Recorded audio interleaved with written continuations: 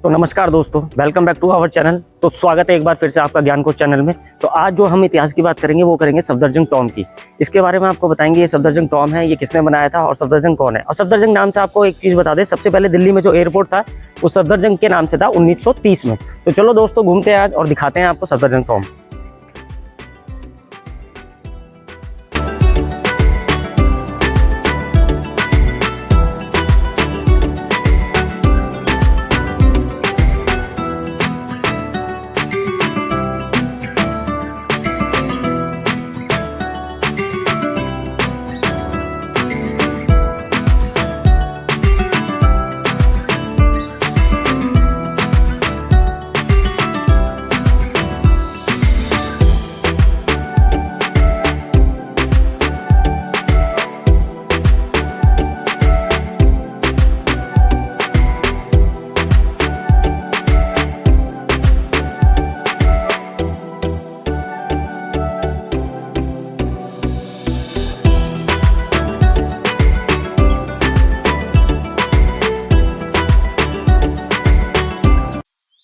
सफदरजंग नाम सुनते ही ऐसा प्रतीत होता है कि जैसे हम किसी अस्पताल की बात कर रहे हैं। तो दोस्तों ऐसा नहीं है।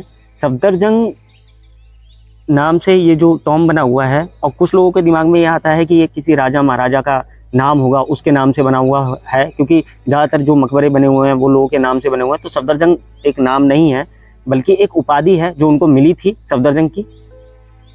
सफदरजंग का मकबरा दिल्ली में स्थित है। यह एक मुगल कालीन स्मारक है।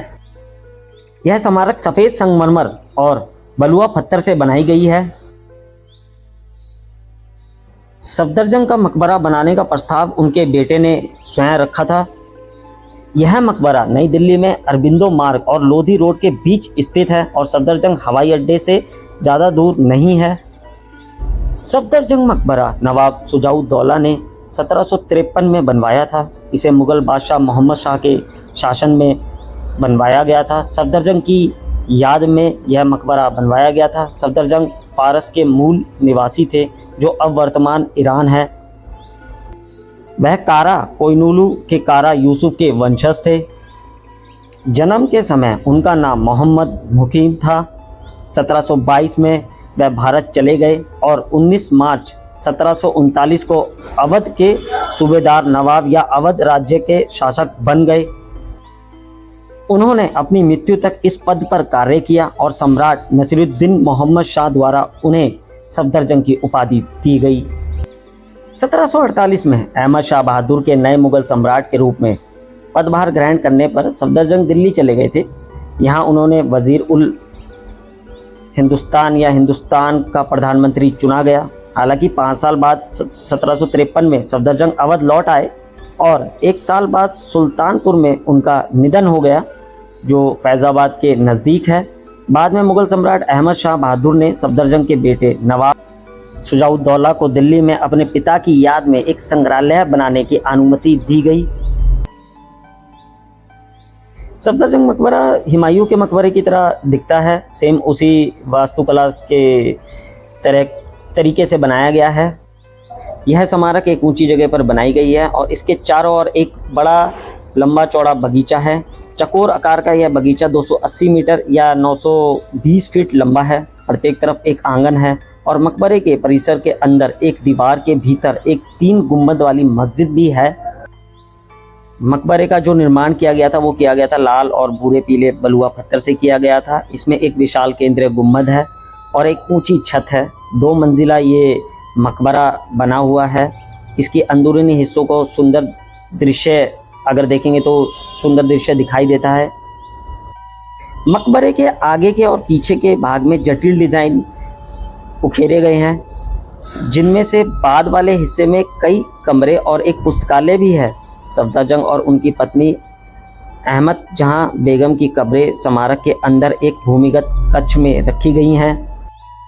इस मकबरे की एक प्रमुख विशेषताओं में से एक इसकी सतह पर खुदा एक अरबी शिलालेख है, जिसमें लिखा है, जब साधारण बहादुरी का नायक चला जाता है, दुनिया से विदा ले लेता है, तो वह ईश्वर के स्वर्ग का निवासी बन सकता है।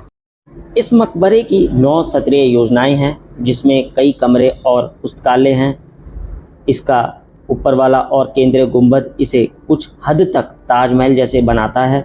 मकबरे के चारों ओर 4 अष्टकोणीय मीनारे हैं। मकबरे के चारों ओर चौकोर आकार का उद्यान मुगलों द्वारा अपनाई गई वास्तुकला की 4 बाग शैली को ध्यान में रखते हुए बनाया गया था। फिर उद्यान को 4 छोटे वर्गों में विभाजित किया गया। प्रत्येक वर्ग में फुटपाथ और उसके चारों ओर पानी की नहरें थीं। इसके अलावा प्रत्येक वर्ग को 4 छोटे आकार के उद्यानों में विभाजित किया गया था। 4 जल नहरों में से एक सुंदर तरीके से बने प्रवेश द्वार की ओर ले जाती है। बाकी 3 मंडपों के रास्ता देते हैं, जिन्हें जंगली महल या जंगल में महल, बादशाह पसंद या सम्राट को पसंदीदा और मोती महल या मोती महल के नाम से जाना जाता है। स्रोत के अनुसार इन मंडपों का इस्तेमाल सफदरजंग के परिवार द्वारा निवास स्थान के रूप में किया जाता था। आपको एक दिलचस्प बात बताते हैं कि सफदरजंग मकबरे के बारे में कि इसके निर्माण में जो भूरा, पीला और लाल बलुआ पत्थर जो इस्तेमाल किया गया है वो अब्दुल रहीम के मकबरे से निकाला गया था। यह मकबरा दिल्ली आने वाले भारतीय और विदेशी दोनों पर्यटकों को आकर्षित करने वाला एक लोकप्रिय पर्यटन स्थल बना हुआ है। जुलाई 2019 में मकबरे को रोशनी से रोशन किया गया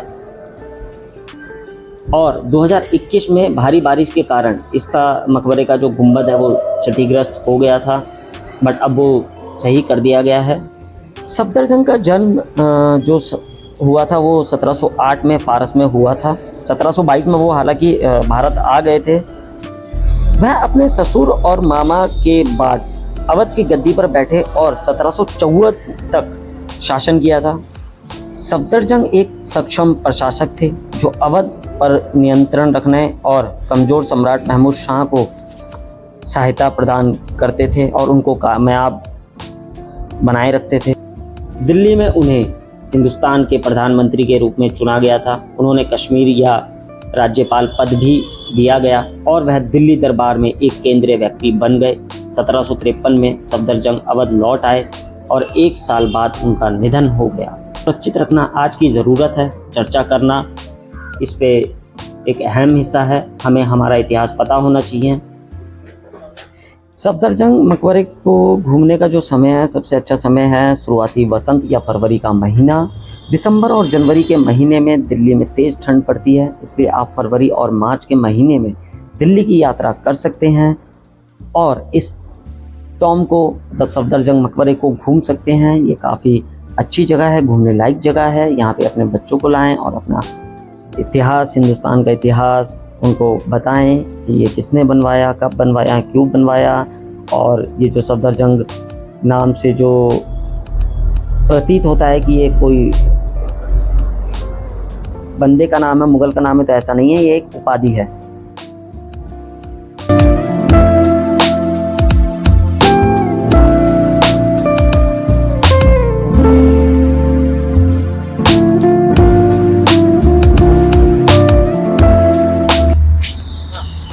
अगर आपको हमारी वीडियो अच्छी लगी हो तो वीडियो को लाइक, चैनल को सब्सक्राइब और शेयर करना ना भूलें। तो मिलते हैं दोस्तों अगली वीडियो में। बने रहें ज्ञानकोश चैनल के साथ।